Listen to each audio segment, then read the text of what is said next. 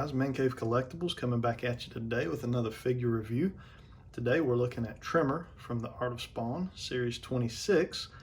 This figure came out back in October of 2004, so we're looking at about 15 years old.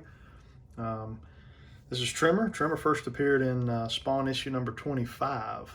If you read the Spawn comics, he kind of was the predecessor to Overkill, which both of those guys were kind of part of a super soldier project that was being done. But after Overkill, Tremor came second as part of that project to create a super soldier. So anyways, let's take a look at his packaging. Our clamshell packaging has some yellowing, as you can see, just from the age of it. Again, we're looking at about 15 years old. It's been sitting in this plastic, but great looking window box here. You can see Tremor very well. If you were to try to display him this way, take a look at the side, kind of same thing we've come to see on all of the Art of Spawn series stuff. Just got a picture of the actual figure itself, and then flipping over to the back, we've got just a preview of kind of each of the figures in this series 26 line. So we've already looked at the Spawn issue 8 cover. Now we're looking at Tremor. I do have a Spawn issue 7 that I would like to look at, and these three, maybe at some point I would like to pick those up. Most of these figures are running anywhere from 25 to at most 45, 50 bucks a piece on eBay. So they're very affordable to be able to pick up if you were to try to get into collecting these now. Spinning on around, we have nothing here. We're just kind of side of the clamshell. So let's get this guy out of his packaging and see what we got. All right, guys, we got Tremor out of his package. So we'll take a look just real briefly at what we got as far as accessories. So the first item is the base that you see his foot on here. So that is a necessity. He will not stand without that base being underneath him, 100%. I've tried every which way to stand him. He will not stand. So you're going to have to use the base with this guy. We looked at Vandalizer, who is kind of shaped in a similar fashion, but I guess the way they proportioned the weight with him, he was able to stand without a base. Not Tremor, just not going to happen. Also,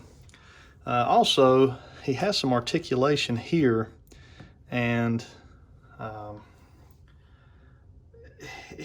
you want to display this guy probably on a higher shelf because he really looks down. Everything is aimed down. So even my camera I kind of have even lower than I normally would because he's so low to the ground here that it's almost hard to see anything other than the top portion of his back.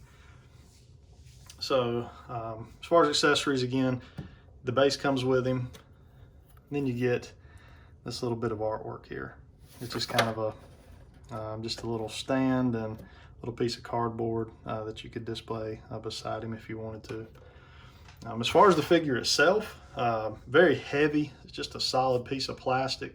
Lots of detail, lots of wash as far as the paint work. McFarlane did a great job, just like he has with all of these, Art of Spawn figures.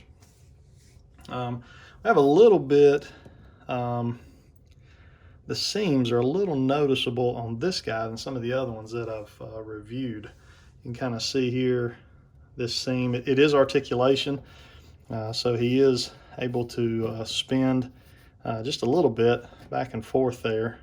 So you do have some articulation there with that. It's got a little articulation in each one of the hands and a little bit here in the elbow as well.